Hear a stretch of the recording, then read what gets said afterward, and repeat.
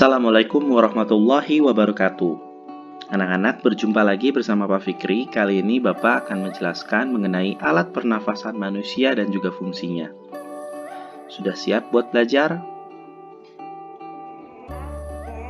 Oke, yang pertama, Bapak akan menjelaskan organ-organ yang berhubungan dengan sistem pernafasan manusia. Organ yang pertama adalah rongga hidung.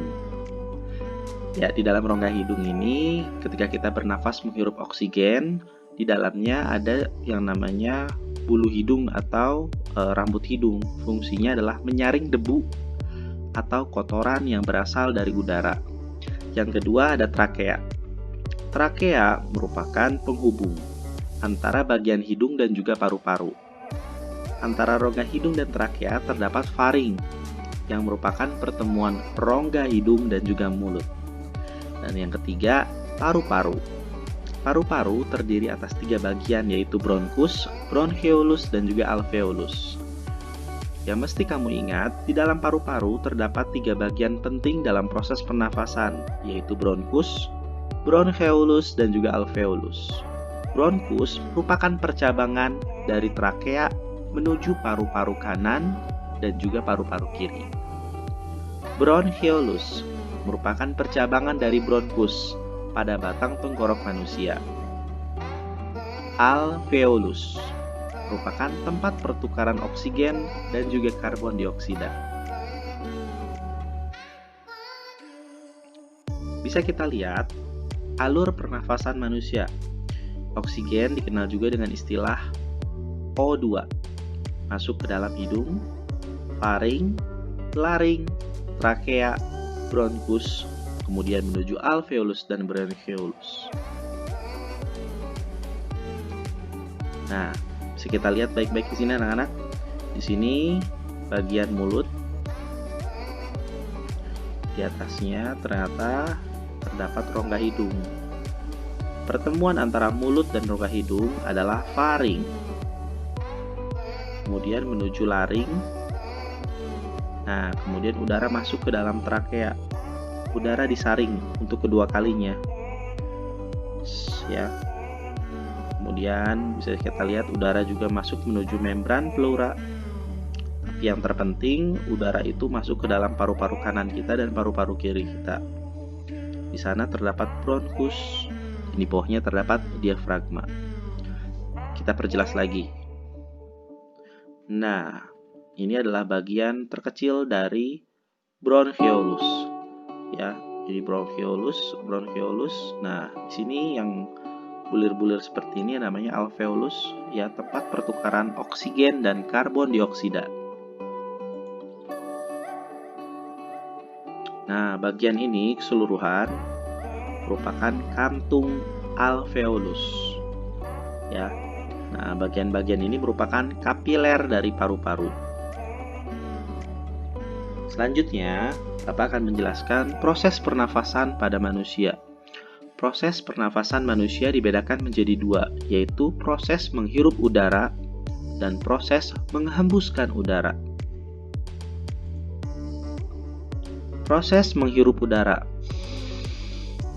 Nah, seperti itu contohnya. Udara masuk melalui hidung. Yang kedua, udara disaring oleh lendir dan juga rambut hidung. Yang ketiga, paru-paru mengembang dan rongga dada membesar. Yang keempat, gas oksigen diserap oleh alveolus. Proses menghembuskan udara.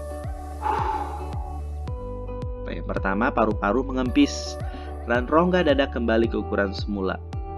Yang kedua, udara keluar melalui saluran pernafasan.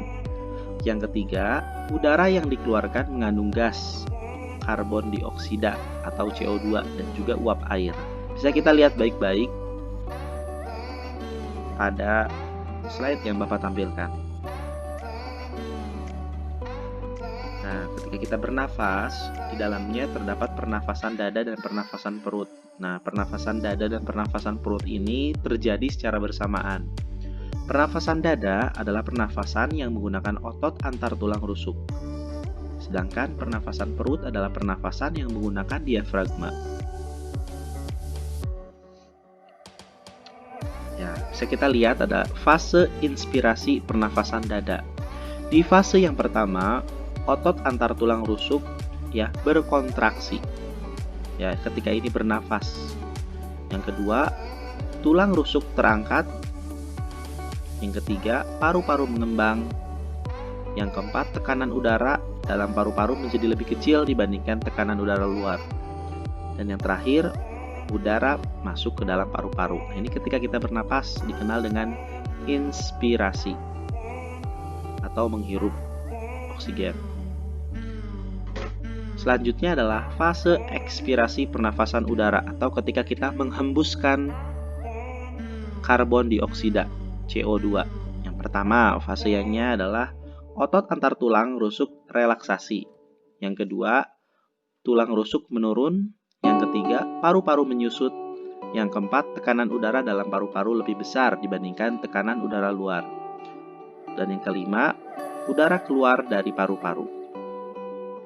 Ya, ini adalah fase di mana ketika kita menghembuskan udara atau karbon dioksida. Seperti itu. Nah, ini gabungan antara pernafasan perut dan juga pernafasan dada. Pernafasan perut adalah pernafasan yang melibatkan otot diafragma. Nah, fase ini berkontraksi otot diafragma sehingga rongga membesar. Akibatnya tekanan dalam rongga dada menjadi lebih kecil daripada tekanan di luar sehingga udara luar yang kaya oksigen masuk. Pada fase inspirasi, fase ini merupakan fase relaksasi atau kembalinya otot diafragma ke posisi semula yang diikuti oleh turunnya tulang rusuk sehingga rongga dada menjadi kecil.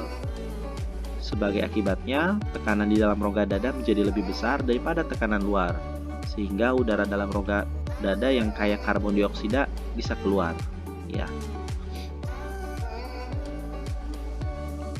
Ini bisa kamu baca fungsi hidung dalam pernafasan.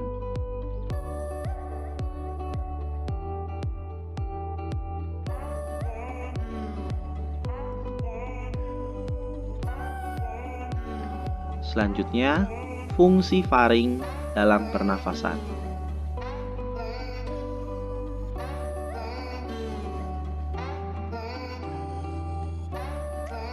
Lalu, kita juga mengetahui fungsi laring dalam tenggorokan.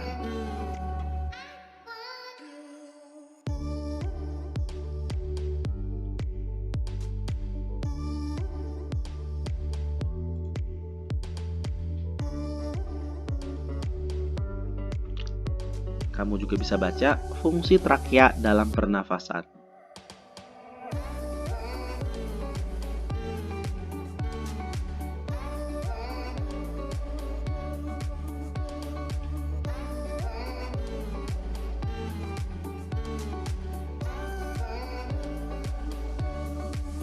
Selanjutnya adalah fungsi bronkus dalam pernafasan. Silahkan kamu baca dan pahami baik-baik.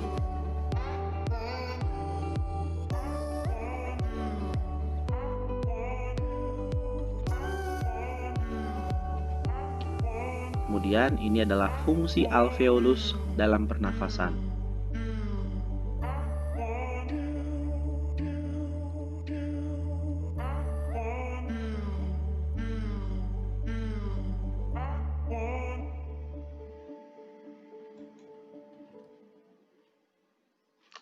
Kemudian kamu nanti bisa membaca buku pena halaman 80 dan 81 serta membaca buku pena halaman 91 untuk lebih memahami proses pernafasan pada manusia. Kamu juga bisa mencari sumber lain di internet mengenai proses pernafasan manusia. Bapak rasa cukup untuk hari ini. Jika ada pertanyaan, kamu bisa menghubungi wali kelas kamu masing-masing di grup WhatsApp atau kamu bisa komentar di kolom komentar. Itu aja dari Pak Fikri, mudah-mudahan bermanfaat. Wassalamualaikum warahmatullahi wabarakatuh.